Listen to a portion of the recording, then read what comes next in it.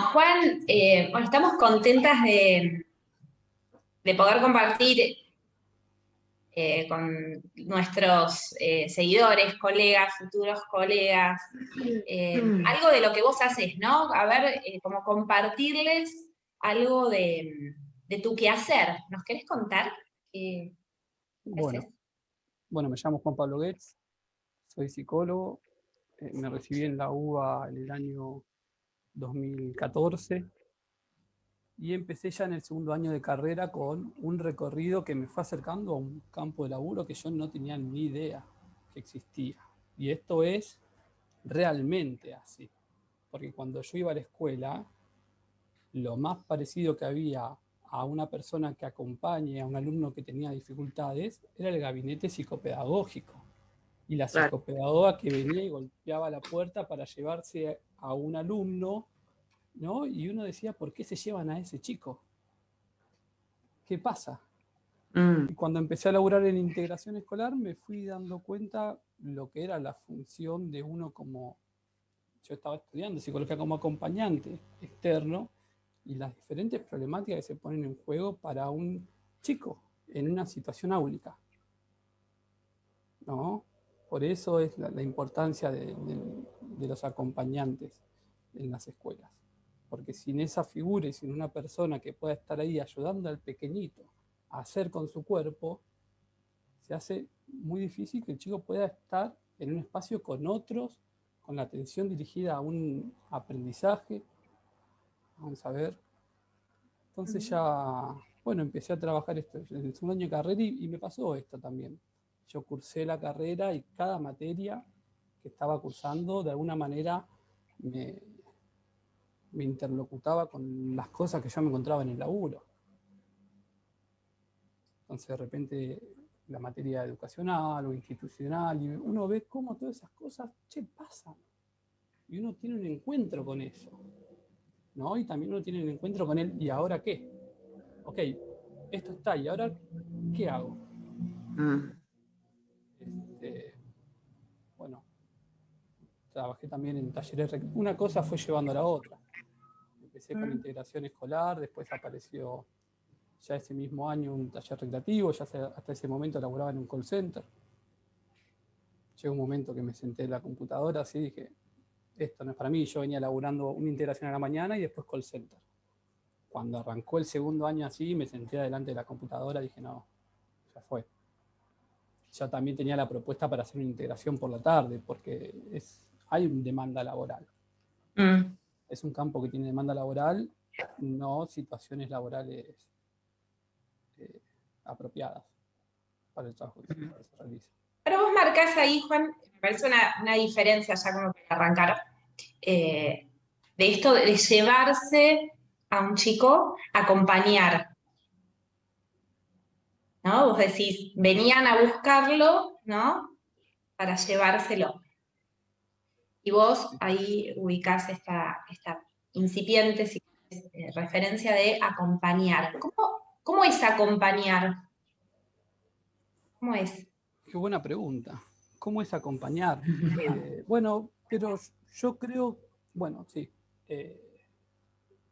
por lo menos mi propio recorrido me fue llevando a interesarme más en esos textos donde el autor, el psicoanalista que está escribiendo, puede contar sobre su propia experiencia en la clínica, ¿no? Como para tratar de uno poder orientarse en qué posición uno tiene que tomar frente a lo que uno se encuentra.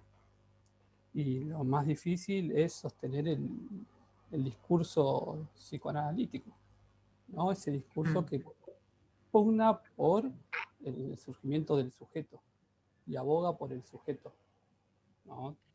Tanto sujeto del deseo, como estamos más acostumbrados a escuchar hoy en día, pero también ese sujeto gozante, con sus insistencias que tiene en el cuerpo, en los comportamientos, que generan en el entorno, y nosotros que están ahí, disrupciones. Por eso me parece que ese nombre que se le suele dar de conductas disruptivas es muy loco. El nombre, ya los nombres, los nombramientos que se le suele dar a lo que uno se encuentra en esta clínica son significativos, no sé cómo llamarlos, ¿no? Pero conductas disruptivas, intereses restringidos, Mm. ¿no? Entonces, disruptiva, ¿qué es lo que disrupte la conducta? ¿No? Claro, si ves una norma, una lógica a partir de lo cual está lo disruptivo o el otro interés, ¿no? Digamos, muy desde Sí, una perspectiva en ese es punto. cierto, hay una norma, pero también hay un encuentro con, Ujú, lo, con lo disruptivo, justamente, con lo que uno no espera y ujú. con lo que uno no sabe cómo nombrarlo y qué hacer con eso. Entonces, por eso ahí es, bueno, ¿cuál es la posición del analista frente a estos sucesos que van surgiendo? Y acá caemos, bueno, por supuesto, la importancia que tiene la formación teórica, el análisis de uno eh, y las supervisiones, sin dudas. Hay pilares que hacen a mi trabajo que sin eso no lo podría sostener. Pero es interesante, y vuelvo a los nombramientos porque me parece que es un tema muy interesante. Yo un tiempo, la verdad que lo de conductas disruptivas, así no lo había pensado, pero sí había pensado sobre los intereses restringidos, que es algo que aparece mucho en esta clínica. Y cuando lo pensé, yo decía, bueno, ¿restringidos para quién? Mm. ¿Sí? Porque en la presencia de estos intereses restringidos, lo que se pone en juego es muy importante para la persona. Por algo insiste con eso. A pesar, Ujú. ¿no?, de las normas, a pesar de que eso le termine generando angustia en un segundo momento.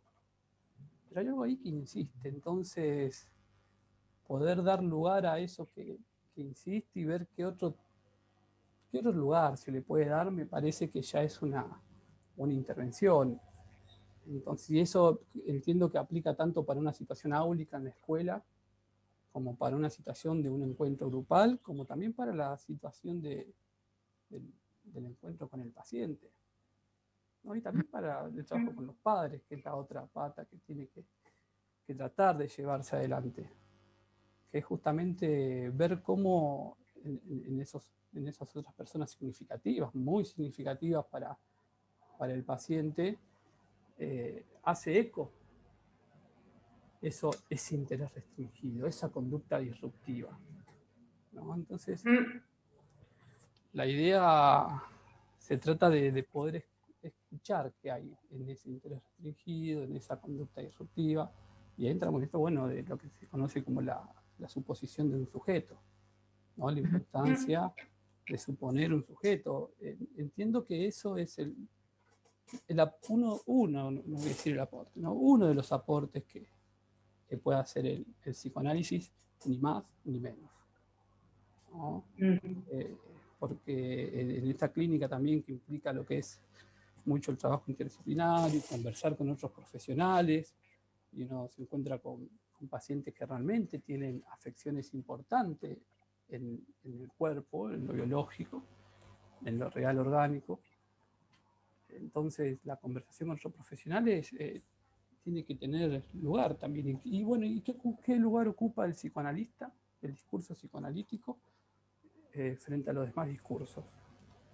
Sí, sobre todo con esto, ¿no? El lugar que tiene o la visión que puede tener desde lo biológico y médico el cuerpo, ¿no? El cuerpo orgánico versus el cuerpo desde una mirada psicoanalítica. Y ahí nos paramos, ¿no?, desde otro lugar, al ubicarnos como analistas que acompañan al sujeto, ¿no? Eh, ¿cómo, ¿Cómo lo trabajás vos esto? ¿Desde qué lugar te posicionás, ¿no?, bueno, en tu dispositivo? ¿Cómo lo trabajas con los pacientes? Sí, en primer lugar, en, en- en esta clínica, el versus con el cuerpo biológico no, no tiene lugar, porque el cuerpo y eso real que insiste está muy presente. Entonces, dejar Ujú, de lado el lugar de lo real del cuerpo eh, no tendría mucho sentido. Entonces, ahí volvemos a este punto. Bueno, ¿cómo para el sujeto ese real del cuerpo impacta, sí, cómo lo tramita? ¿No? Y insisto con esta idea, cuando hablamos de sujeto, hablamos también del otro. ¿no? En esto a mí me parece muy claro cuando leía a Pablo Pevner y él hablaba del niño y el otro, ¿no? Y el sujeto es un niño y otro, y cuando hablamos de otro, hablamos de la otredad, o sea, de eso otro que está en el niño, porque si no, caemos en el concepto de individuo. Entonces ya ahí también la posición del analista implica tener en cuenta justamente la concepción de lo que es el sujeto, que es diferente al individuo. Ya ahí el psicoanálisis intenta hacer una intervención. Después el modo en que uno lo intenta llevar adelante, bueno, eso, no sé, supongo que cada uno en el lugar que le toque trabajar intentará hacerlo, entiendo que se trata de eso. En mi caso yo hoy en día lo que estoy haciendo desde que me recibí es empecé armando un grupito de muchachos, que yo ya los conocía de un taller recreativo al que asistían antes y había sido, digamos, como el profe, ¿sí? Con esos talleres que habías comenzado después de los acompañamientos, y ahí... Se llamaba CUDEN, el lugar, en un taller recreativo que funcionaba en Herli, donde estaba coordinado por un psicomotricista, también estaba trabajando una terapista ocupacional, unos profes de educación física, y estaba yo. La idea era de que los muchachos que asistan a ese tipo de talleres después puedan ir a clubes o puedan hacer alguna actividad deportiva, social, pudiendo estar mucho mejor en ese espacio. Bueno, cuestión que estos muchachos ya se egresaban de ese lugar porque ya tenían 13, 14 años, y es ahí que le hace esta propuesta a los padres de poder ir un sábado, pongamos, a la casa de Marcos, otro sábado a la casa de Nicolás, otro sábado a la casa de Joaquín. Entonces, íbamos y nos encontrábamos, y de repente fue un espacio de trabajo donde el muchacho estaba compartiendo lo suyo, su intimidad, y estaba compartiendo su habitación, su computadora, su tele, su play, su cocina, sus mascotas. Y para los muchachos, un lugar también de encuentro con todo eso diferente a lo de uno, que quizá nosotros tenemos como naturalizado que eso sucede, ¿no? Y que es parte del desarrollo. No, me parece que no hace falta entrar en el ámbito de la discapacidad para hablar de situaciones donde esto no se genera, pero más específicamente en esta clínica, esos lugares quedan realmente inhabilitados por las dificultades que tienen estos muchachos, ¿no? Los pacientes, muchachas. Entonces, la intervención en ese momento, el dispositivo se trataba de esto, de habilitar lugares de encuentro. ¿Sí? Entonces, frente a ese, ¿y ahora qué, no? De los chicos que a los 14 años ahí un poco perdían algo de un lugar, ¿no? Donde pudieran, ¿no? Seguir construyendo parte de, qué sé yo, del encuentro con el otro, ¿no? Porque ahí había ya un objetivo al final de, bueno, ¿no? Este transcurso, este tipo de enfoque terapéutico sirve para esto y acá se termina, ¿no? Con un inicio final que, bueno, acota bastante ahí ¿no? La posibilidad de armar un espacio con el otro, porque no está tan así, ¿no? En el trabajo con el paciente. El encuentro era con la premisa de pasarla bien. Esto es fundamental, ¿no? Y también yo les comentaba que conmigo no íbamos a hacer tareas, ni trabajo, ¿no? Íbamos a juntarnos y hacer lo que cada uno tenía ganas, siempre y cuando haya respeto, bueno. Entonces después ahí sí aparecen lugares de intervención de uno, que es cuando aparecen los afectos de una manera muy, muy fuerte, cuando aparecen enojos, cuando aparecen contactos con el cuerpo del otro con mucha insistencia. Pero bueno, el dispositivo se comenzó a armar de esa manera, y fue encontrarme de repente con muchachos que estaban desplegando más allá de lo que uno estaba acostumbrado a escuchar. ¿Sí? Claro, ¿con qué te encontraste, ¿no? También en esos inicios, ¿no? De lo que era en teoría pensar esos encuentros, ¿no? Y con lo que te encontraste efectivamente en la práctica. Sí, hubo algo siento que está bueno también poder decirlo, que fue encontrarme con cierta incomodidad ante la mirada de los otros que formaban parte del espacio, Ajá. ¿no? Porque, ¿qué hace este profesional que está sentado en la cama compartiendo con los muchachos un video de South Park? Ujú. ¿Sí? Lo que termina sucediendo es que los efectos, digamos, terminan hablando por sí solo. Entonces esta cuestión de qué hace el profesional que está ahí sentado como sin hacer nada, después se termina disipando porque los que están ahí formando parte del lugar ven también lo que empieza a circular, ¿no? Y también la felicidad de los muchachos porque se están divirtiendo, porque la están pasando bien.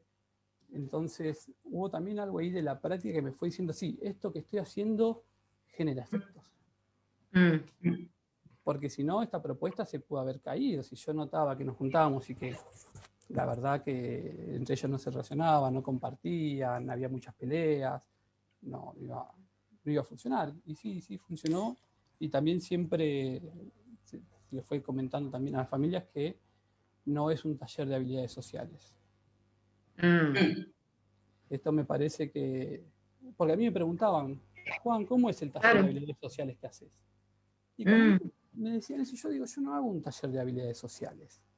Entiendo que se vea de esa manera, pero un taller de habilidades sociales lo que entiendo que propone es cómo dar herramientas para ver cómo resolver ante diferentes situaciones, cómo comunicarse con otros, cómo expresar las emociones, cosas que son realmente apropiadas y están buenas, pero no es la propuesta de Somos Nosotros, que así se llama este espacio.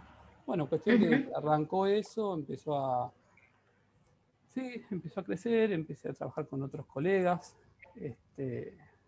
y después también empezó a surgir la demanda de espacios individuales para los muchachos. Y ahí empezó a surgir algo muy interesante, que era poder ver cómo el sujeto que aparece en el encuentro uno a uno también está en el encuentro con otros, ¿no? Cómo la lógica del sujeto, cómo ese cuerpo que insiste está presente tanto en el consultorio como en los espacios grupales. Pero cuando yo empecé a ver que esto de lo grupal tenía que ver con el dispositivo, con lo que ocurría, empecé a tratar de informarme un poco sobre el tema y caí en un libro de Caes. Yo ahora tendría que ver el nombre, no me acuerdo. Sí, eso ya después lo digo. Ir ahí bibliografía para que nos recomiendes un poco, una de las preguntas que recibimos. Sí, perdón, es fundamental esto y ya termino con esta idea. Sí, claro. Que el dispositivo grupal permite a un acceso del inconsciente que con otras condiciones no ocurriría, ¿no? Entonces esa idea me pareció fundamental, porque aunque los encuentros sean grupales, uno no deja de estar escuchando el uno por uno. Y eso es fundamental, fundamental. Y bueno, y forma parte de la dinámica del grupo, porque de repente hay un muchacho que puede ser mucho más demandante que otro, ¿no? Y bueno, ahí las intervenciones que tratamos de hacer es ver qué de esto que está insistiendo se puede enlazar, ¿no? Los otros. ¿Sí? Entonces, un ejemplo muy, muy claro que fue muy llamativo, además de las herramientas que permite Internet, YouTube y todo eso, es que a un muchacho le gustaba Jurassic Park, a otro le gustaba Thomas el Tren. Y resulta que vimos un video en YouTube donde se encontraban los dos personajes. Creo que era algo así como la serie Mad, esta que es de Estados Unidos, que son cosas que traen ellos, y que aparezcan los intereses ahí de los dos y se ponga en juego eso, la verdad que empezó a dar resultados, porque entre ellos empezaban a hablar sobre esos temas. En esta apuesta, Juan, que escucha, ¿no? Que uno piensa, es una apuesta diferente, como vos bien decís, por lo menos estamos acostumbrados en la facultad de escuchar, o la idea que tenemos, ¿no? De intervención, de posición del analista. Esta apuesta que vos proponés, que yo pensaba, bueno, trazar otros lazos, o trazarlos de otros modos, o animarse ahí, ¿no? Jugársela con trazar por fuera de lo esperado. ¿Cómo aparece la demanda? ¿Cómo es la demanda?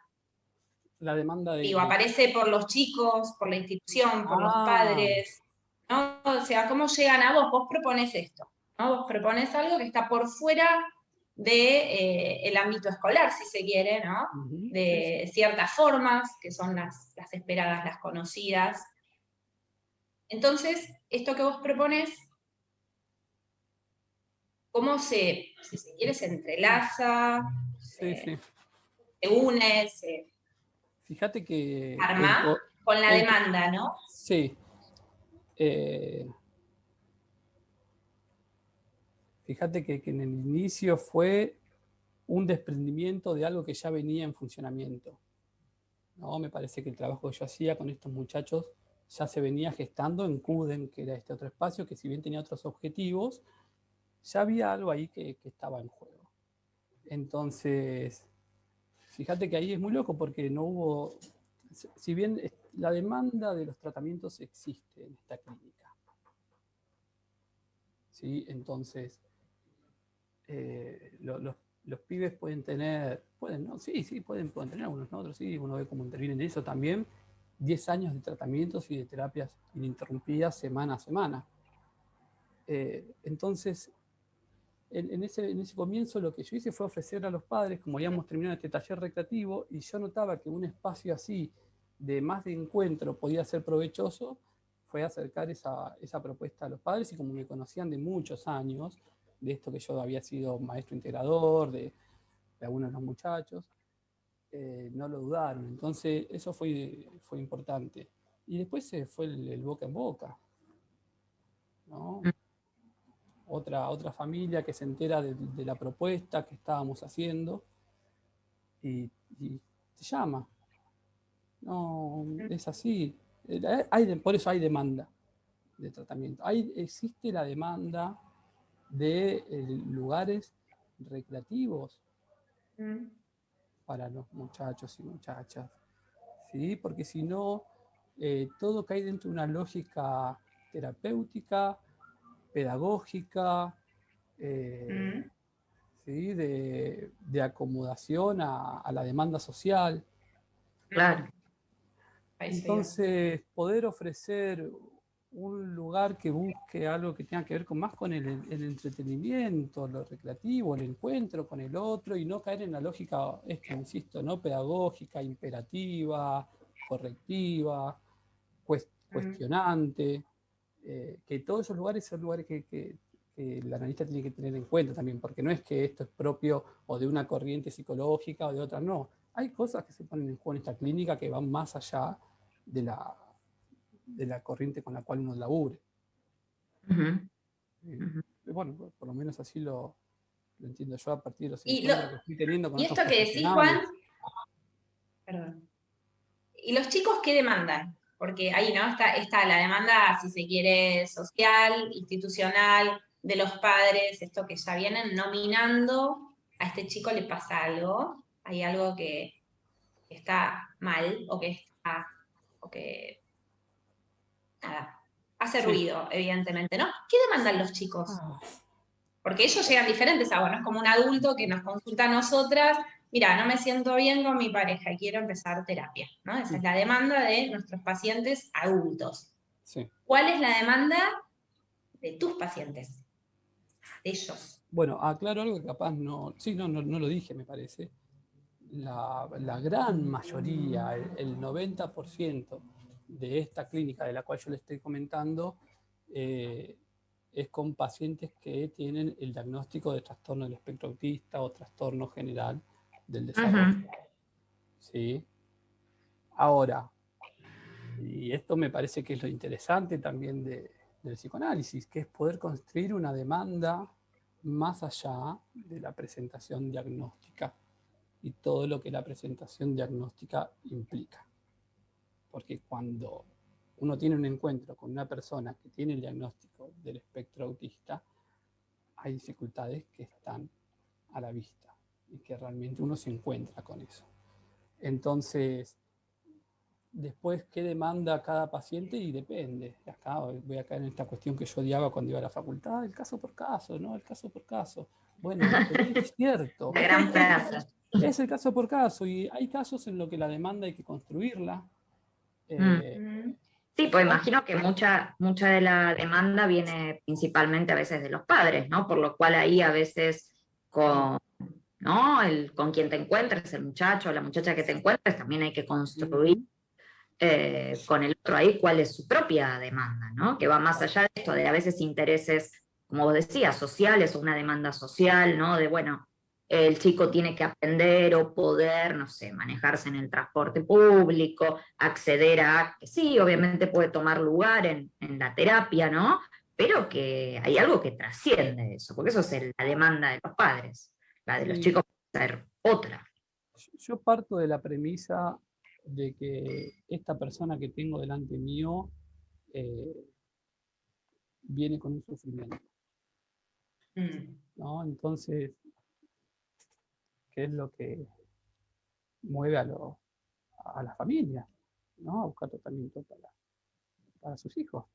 Entonces, esto de construir la demanda, tanto con el paciente como con las familias o otros profesionales, otras instituciones, tiene que ver también con ubicar esto. Bueno, acá hay algo que está generando un sufrimiento, un dolor, angustia, diferentes tipos de efectos, y vamos a ver de qué manera esto se pone en juego.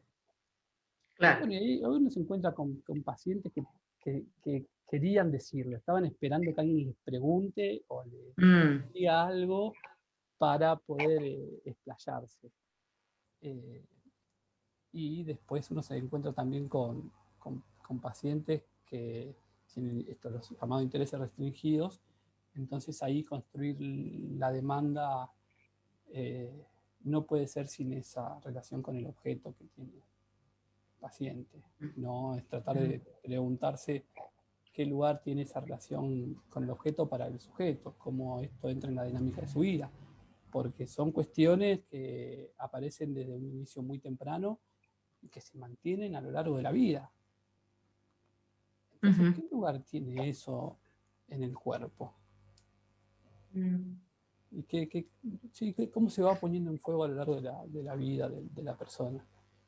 Entonces, si uno va construyendo de esa manera un sujeto, ¿no? Y puede devolverle al paciente a modo de espejo una diferencia, un sujeto, uno dice, no, que esa es la diferencia que creo que pone el psicoanalista, de, che, ¿esto qué? ¿Por qué? ¿Y esto puede tener algo que ver con esto que me contaste el otro día? No, uno empieza ahí a hacer otra cosa. Y sí, tengamos en cuenta que son personas que les cuesta el lazo con otros. Entonces, esta cuestión del espejo no está habilitada. Hay un rechazo en un primer momento al encuentro con otro. Entonces, ya el encuentro con una persona que se predispone para escuchar, ya abre otra cosa. Pero bueno, es difícil, ¿no? Porque también uno habla y parece, qué lindo, qué divertido. No, bueno, pero es interesante esto porque muchos se preguntan el cómo, ¿no? ¿Cómo es el trabajo como analista con pacientes, ¿no? Que vos recibís en este dispositivo, pacientes con este diagnóstico, y me parece que es un poco esto, ¿no? Quedarse con el sufrimiento que está asociado a cierto tipo de diagnóstico, sino ir al sufrimiento que trae ese paciente, a darle lugar a ese sujeto, a ver qué es lo que está expresando, que puede ser mismo a partir de el video de YouTube que ve una y otra vez, ¿no? Salir un poco de esa lógica de, bueno, esto es lo que hace todo el tiempo y esto no nos sirve para el desarrollo de habilidades, por ejemplo. Sino, bueno, ¿qué está diciendo ahí con eso?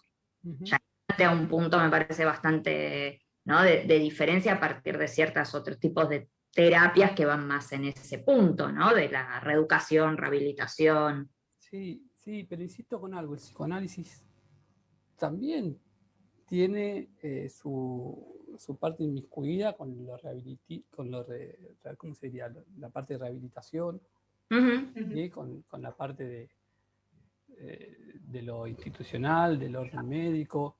Y el otro día escuchaba algo, la verdad que yo no me acuerdo dónde fue, qué leí, la verdad que no me acuerdo, pero justamente hacía referencia a esto, ¿no? El nacimiento del psicoanálisis viene a partir de la medicina, hay un diálogo, es un diálogo entre el psicoanálisis y la medicina desde el origen. Entonces, y eso forma parte de esta clínica en donde realmente, como les decía, aparecen afecciones que tienen un efecto importante en la vida de la persona y de la familia.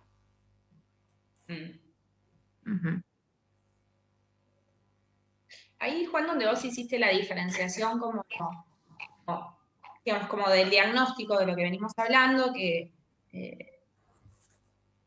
es lo que uno suele escuchar, se diagnostica, se menciona entonces de esa manera.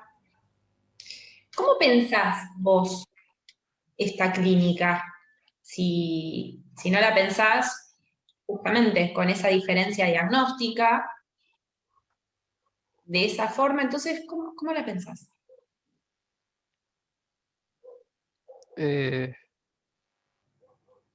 A ver, está claro, puedo afirmar que cuando recibe una persona el diagnóstico con el que llega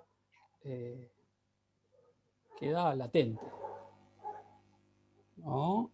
Y la idea es permitir el encuentro con esa persona sin uno dar respuesta anticipada por lo que dice el diagnóstico. Claro, tal cual.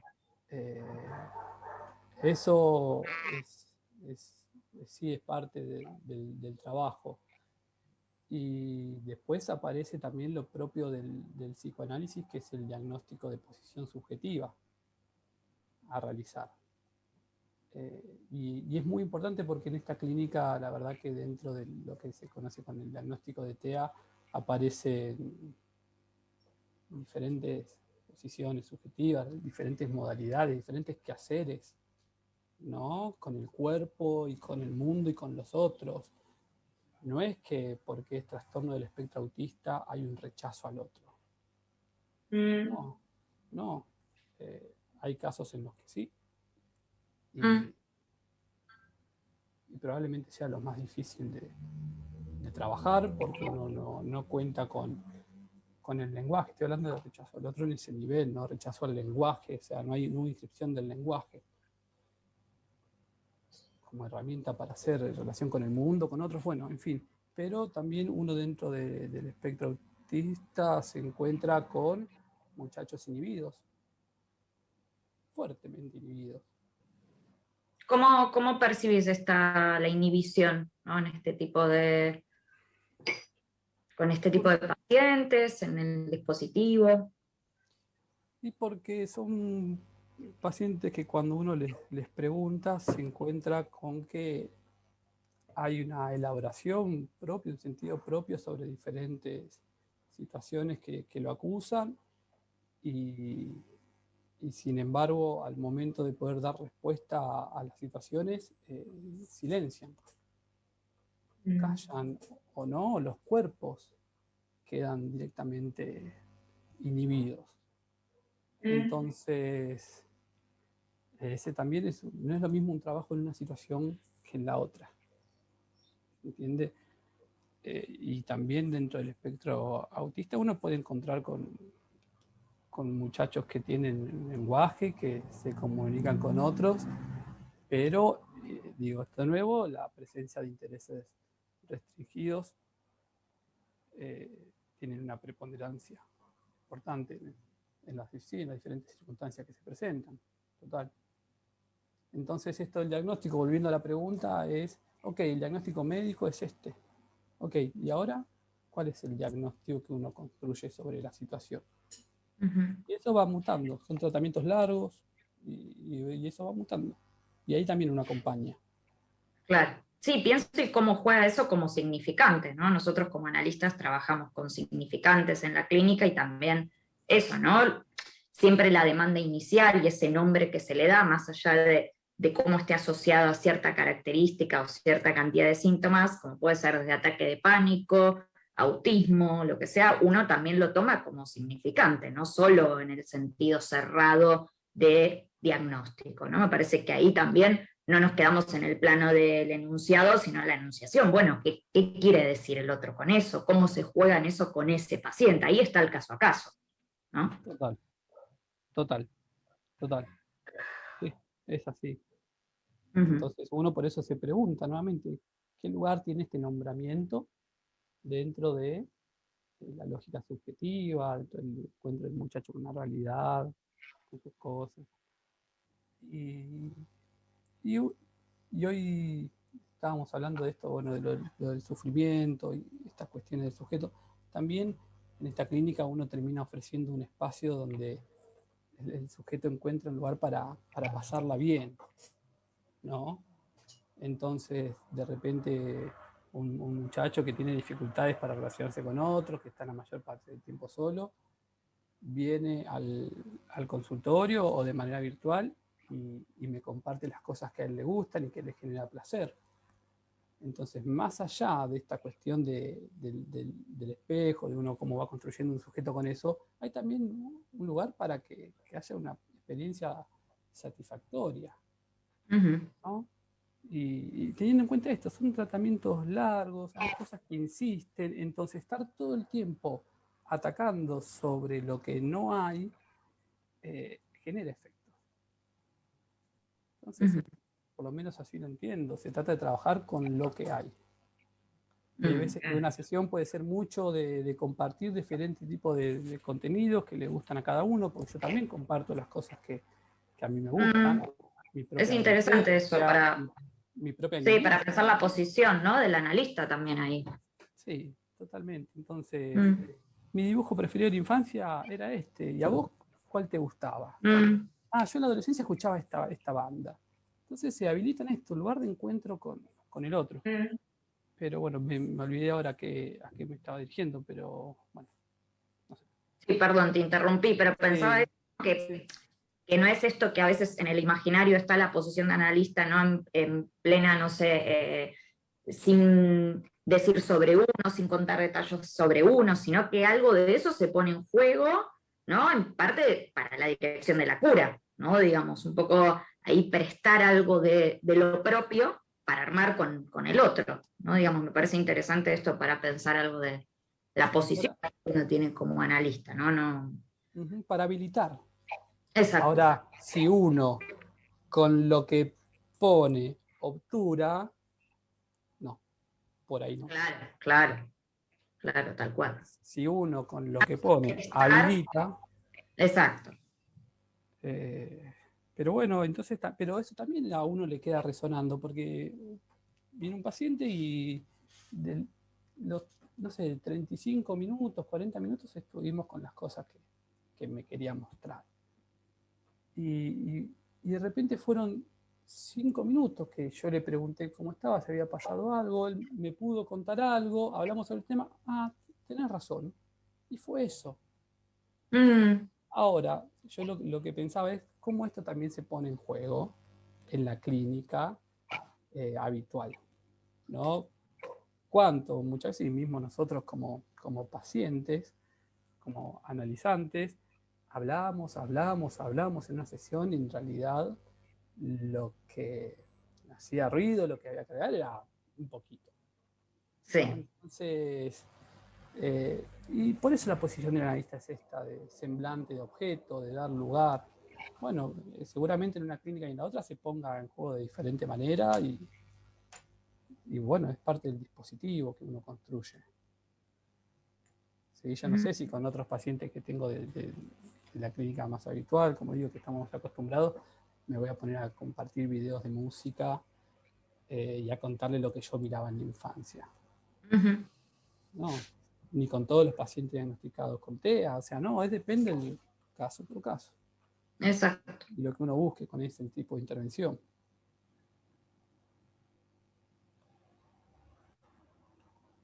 Hay algunas preguntas que nos hicieron llegar colegas, futuros colegas.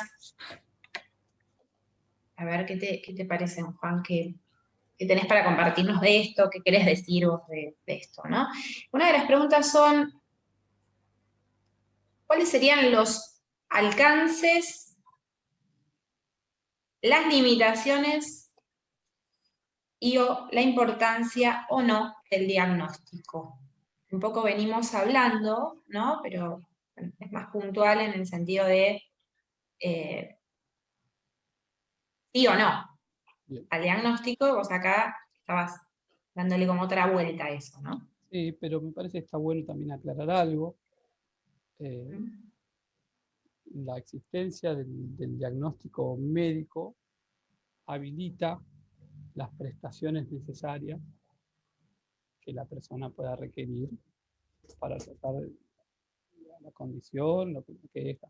Entonces, la interconsulta con un neurólogo, con un psiquiatra, con el pediatra, es parte, ¿no? del tratamiento. Uno no puede dejar de lado esas cuestiones. A mí me gusta mucho una frase, acá voy a pacatear, dirían mis amigos, voy a pacatear de nuevo porque no me acuerdo de quién era, si de Elsa Coriat o de Lidia Coriat, que una de las dos es la fundadora de FEPI junto con Gensolinsky y la otra es la hija, pero había una cuestión que decía algo así como que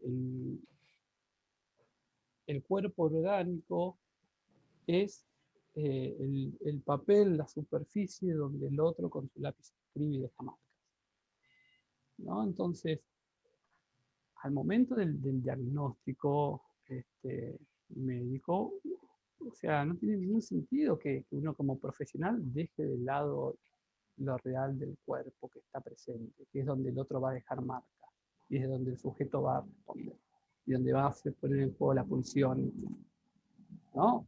Entonces,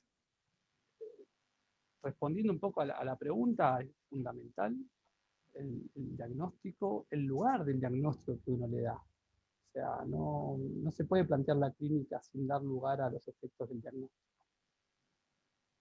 Es fundamental, es un trabajo constante y hay que, en mi caso, cuando me llegan adolescentes con muchos años de tratamiento, hay una parte sí, del tiempo que se ocupa en construir con la familia el diagnóstico y cómo fue ese momento y qué cosas ocurrieron, qué aspectos se pusieron en juego en aquel momento, y también ubica que hay aspectos que continúan presentes, que no fueron de alguna manera elaborados porque no tuvieron lugar, porque con la llegada de diagnóstico empezó una catarata de consultas médicas y de cosas para hacer y todo lo que se pone en juego en ese momento. Entonces ahí también me parece que el psicoanálisis puede dar un lugar a que se escuche la palabra de los padres y cómo están viviendo toda la situación, ¿no? Y evitar que dentro de 15 años se sigan repitiendo las mismas cuestiones de manera tan intensa. No digo que no se van a repetir, no.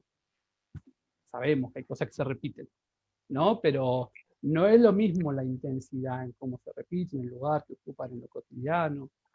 Entonces, una parte del tratamiento eh, lleva a hacer esta construcción, esta historización del niño, del diagnóstico, y, y yo lo pienso también para comunicar al paciente, ¿no? Y que pueda conocer su historia, y de dónde viene esto del diagnóstico, y que pueda saber por qué ve a un psicólogo también. Esta es una pregunta que yo suelo hacer a los pacientes, ¿no? ¿Por qué me vienen a ver? Si saben quién soy, ¿qué vamos a hacer? Sí, sí, sí. Porque la verdad es que es interesante escuchar lo que tienen para decir frente a esa pregunta, ¿no? Y ahí uno construye la demanda también. Entonces volvemos a esta cuestión. Bueno, lo mismo con las familias. Bueno, pero ¿por qué me vienen a ver? ¿No? ¿Por qué hay un encuentro con un psicólogo? Con un psicólogo, ¿eh? Porque la demanda en principio es a un psicólogo. No hay demanda de psicoanálisis. Hay veces que sí, pero por lo general el acercamiento de las familias es hacia un psicólogo. Después uno le comenta la propuesta de trabajo y cómo se va a encarar y bueno, lo que se elaboran las entrevistas preliminares en la primera entrevista, que uno escucha a la persona y le hace una devolución de lo que estuvo escuchando y bueno, y no es una puntuación ahí. O sea que no es sin eso, ¿no? No, digo, no. Es algo interesante que escuchamos que estas clínicas, por ejemplo, esta clínica en particular, ¿no? Es una clínica que uno piensa interdisciplinariamente, pero después uno no sabe cuando habla de interdisciplina de qué está hablando. Esto que vos decís, bueno, es hacerle lugar a otras voces también, no es que es solo la del psicoanálisis. El psicoanálisis es un lugar, es una opción, es una apoyatura, si se quiere, que tenemos tomada, ¿no? Pero no es la única, no trabajamos solos. No, de ninguna manera. En esta clínica eh, no hay manera. No, no tiene, no. No, o sea, lo pienso, trato de pensar el trabajo sin estar en comunicación con las familias, con la escuela. No, y no solo porque uno lo busque, porque sucede. O sea, la verdad es que es mucho laburo y muchas veces uno no está con todo el tiempo para hacer un seguimiento de cada paciente semana a semana, ¿no? Y no, cuando uno ve que ocurre una situación puntual que llama la atención, lo comunica o se comunica a la escuela o los padres u otro profesional. Y uno, bueno, ahí, ¿cuál es la posición que uno toma frente a ese tipo de situaciones que se generan?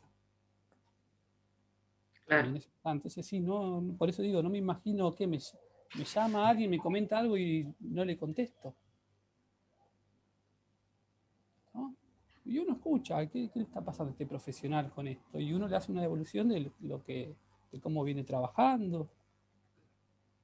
Sí, Es Bueno, hacerle lugar, ¿no? Digo, porque ese paciente que trae ese padecer, es atravesado también por todos estos otros, ¿no? Digo, los médicos, las instituciones, los amiguitos, los papás, es hacerle lugar, sí, sí. ¿no? A mí me quedó muy grabado el título, que era el lugar del psicoanalista en un equipo interdisciplinario, ¿no? Que estaba en un libro, El juego en los límites, de la cátedra de Norma Brunner, y en un texto de Coriat. Y se llamaba así, el lugar del psicoanalista en el equipo interdisciplinario. Eh, entonces, yo cuando leí eso y me encontré con mi clínica, digo, sí, hay un lugar. Ahora, después, cómo uno lo ocupe, Mm. bueno, ya depende de cada uno y bueno, cómo se tenga su práctica y cómo se le ponga en juego también las situaciones. Por eso acá volvemos a la importancia del análisis de uno. Hay situaciones con las que nos encontramos que muchas veces eh, hacen resistencia a que uno pueda ocupar ese lugar de analista y sostener el discurso psicoanalítico. Porque se le ponen en juego cosas propias, ¿no? Este, pero por eso insisto, ¿no? Tratando de vuelta de volver a esta cuestión de cuál es el lugar del psicoanálisis en todo esto. Me parece que también el psicoanálisis invita mucho a pensar la posición propia del analista en la dirección de la cura. Y eso ya es un diferencial. Eso ya hace una diferencia al momento de lo que vaya a ocurrir y de cómo se vaya a dirigir una cura, un tratamiento, a la posición que uno vaya a ocupar, a cómo va a orientar la escucha. Sí. Pero insisto, es difícil, no es sin angustia, y hay que poner el cuerpo, que es lo otro que...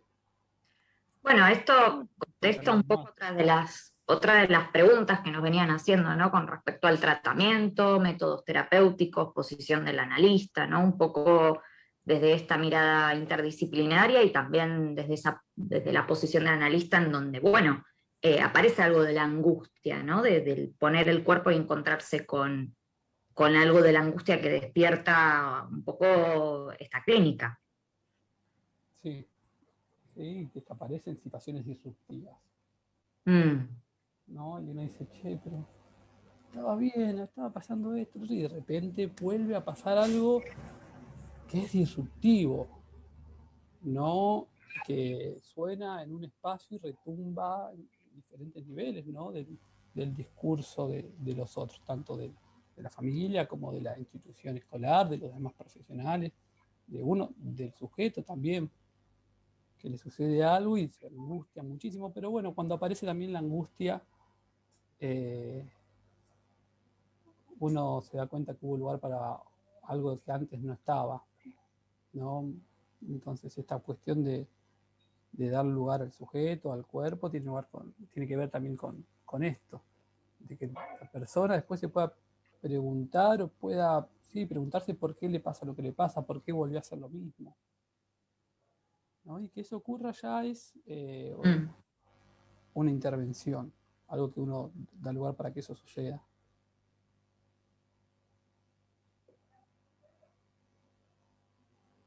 Pero considerando que son, como vos decías, ¿no? Pacientes que todavía son chicos, son niños o son adolescentes, ¿no? Como que todavía están en una etapa de desarrollo. En ese punto, se piensa, porque esto se pregunta mucho, ¿no? Si, por ejemplo, el autismo es estructuralmente psicosis. Esto es algo que preguntaron mucho los chicos. ¿Cómo? Se cortó justo. Y se considera el autismo, ¿no? Estas fueron preguntas que realizaron futuros colegas, ¿no? Si ya el autismo se considera psicosis, considerando que son pacientes, padecientes, que están todavía en una etapa de desarrollo, que son niños, que son adolescentes. Vos en ese punto, ¿cómo lo pensás? ¿Pensás en estructura? ¿No? ¿Lo pensás como síntoma, como significante? ¿Cómo se piensa ahí?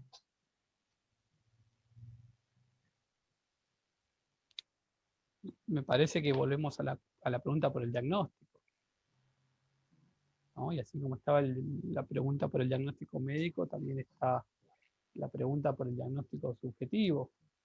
Y si uno hace un diagnóstico de posición autista, se va a encontrar con una clínica muy diferente a si uno hace un diagnóstico de una posición más cercana a la psicosis. Pero ¿cuál es lo complejo en esta clínica? Que las presentaciones presentan justamente mixturas, ¿no? Entonces, un diagnóstico de posición subjetiva, donde uno puede ver que aparecen muchos mecanismos que tienen que ver con la psicosis, también presentan rasgos de mecanismos autistas, ¿no? Entonces, ahí donde se presenta toda una construcción delirante del mundo, ahí donde se puede escuchar también delirios persecutorios, ¿no? Que construye el sujeto. Ahí mismo también uno se encuentra con estas cuestiones más autistas, ¿no? De estas irrupciones del cuerpo y de esos automatismos que insisten, o esos momentos de rechazo al otro y de corrimiento de la mirada, de la voz. Entonces,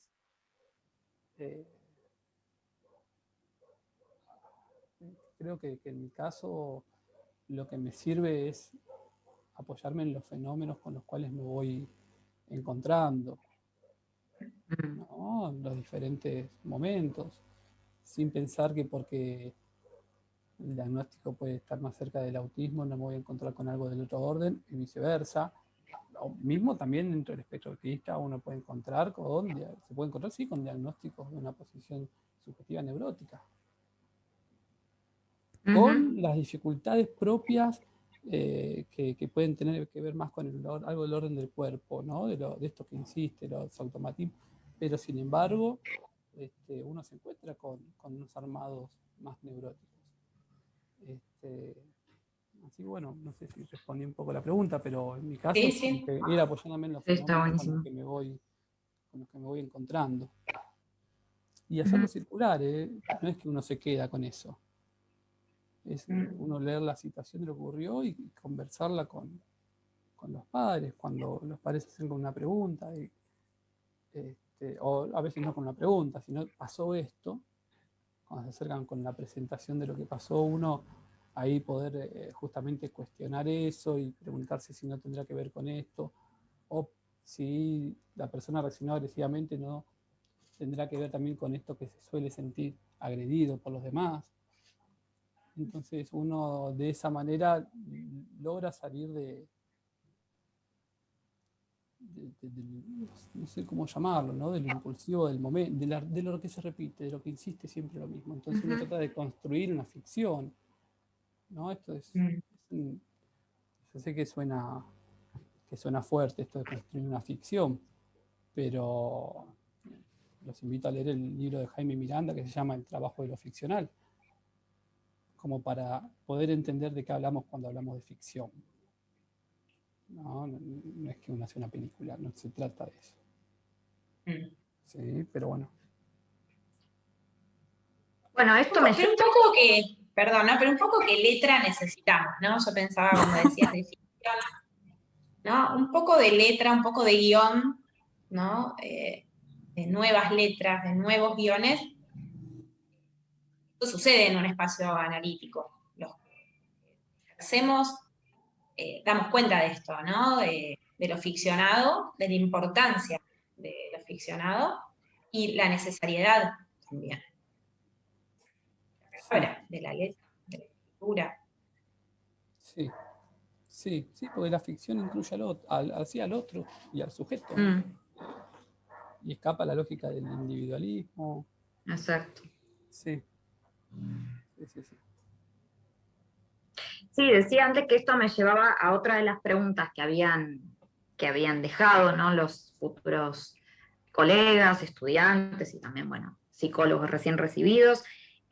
¿Cuál es la propuesta del psicoanálisis o tu mirada, ¿no? Desde psicoanalítica en relación a cómo trabajar con este tipo de pacientes, en qué bibliografía o autores te basás, ¿no? Cómo llevas adelante el trabajo con ellos, ¿no? Si bien venimos hablando de esto durante toda la entrevista, de qué manera podrías resumir o ubicar ciertos puntos en relación a esto, y la bibliografía, que es algo que también nos han preguntado mucho, porque hay muchos que están un poco perdidos, no es tan habitual a veces tener cierto alcance con, cierto contacto con bibliografía que esté dirigida a este tipo de pacientes o este tipo de diagnósticos, si se quiere.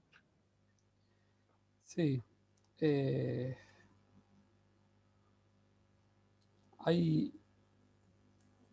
Yo lo que sugiero en todo caso, la sugerencia no tiene sentido porque o está el deseo del analista o no. Entonces, aquel que se hace pregunta por esta clínica y cómo trabajar, la verdad que material hay. Probablemente uno no tenga que caer en el engaño de ir a buscar en un material la respuesta a cómo trabajar en esta clínica. No ir a buscar como, hizo esto, tengo que hacer esto. ¿No?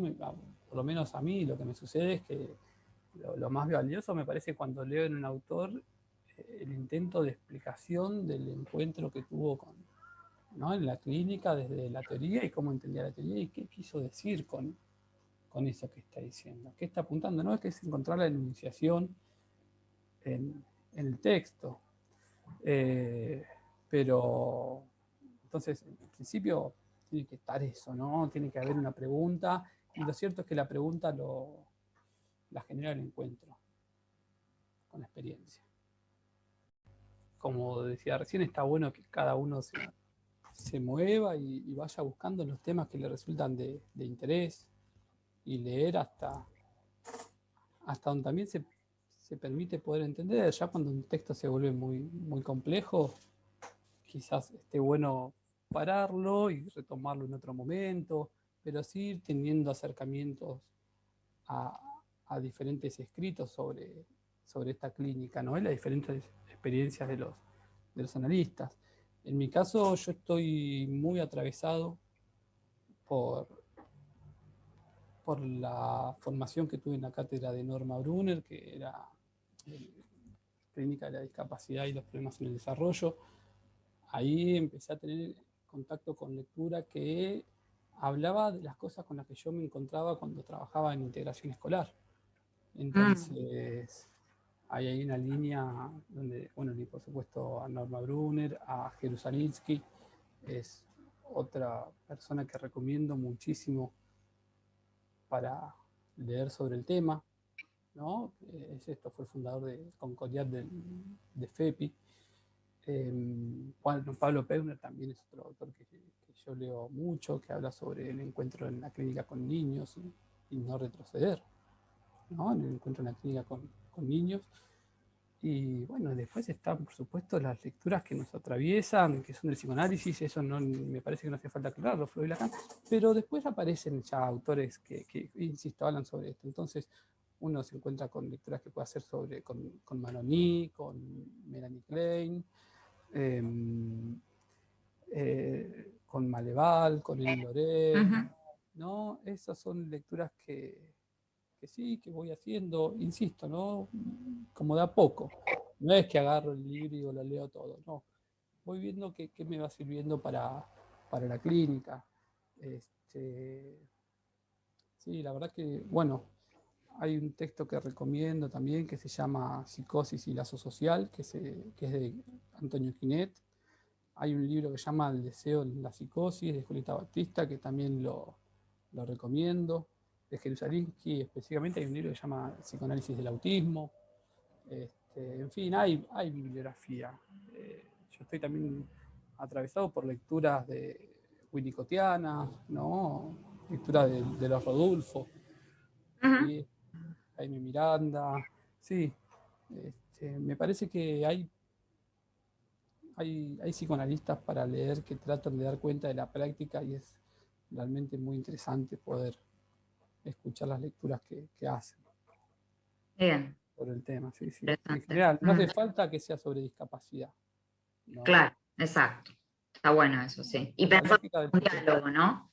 A partir de la propia experiencia de uno como analista, ¿no? Un poco dialogar con el escrito, el texto, el libro que uno lea, ¿no? No quedarse ahí con lo que dice el autor, sino en modo de diálogo. Sí, para mí son interlocutores.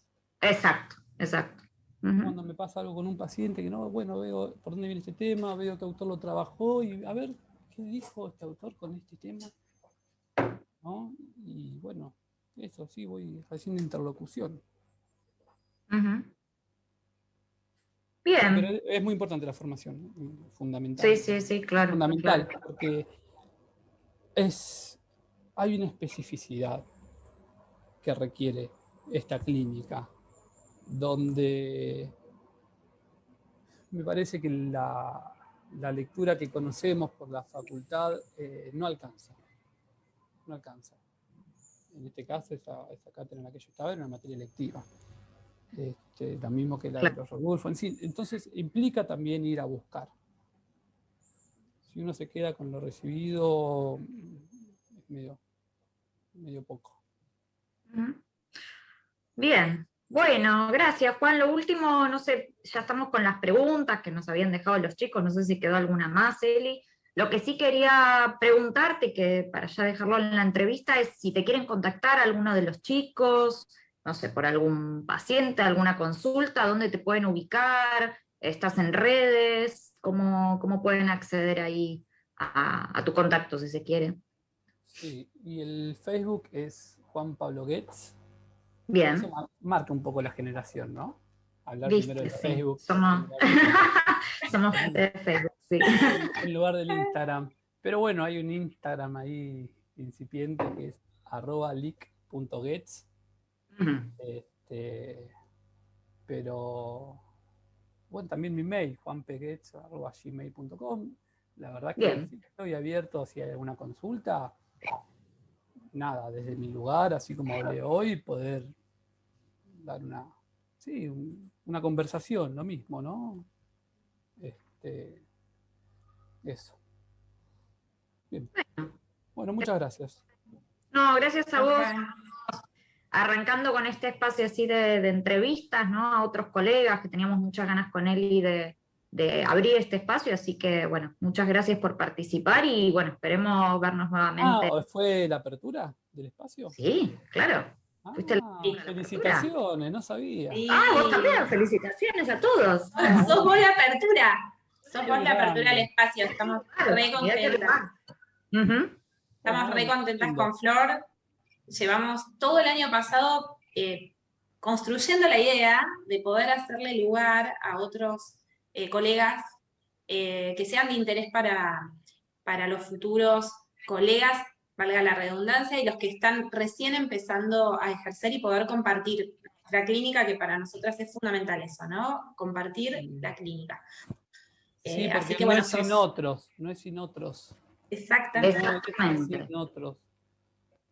No es sin otros. Por supuesto que uno tiene que ver cómo entonces con otros. Pero no es sin otros. Sí.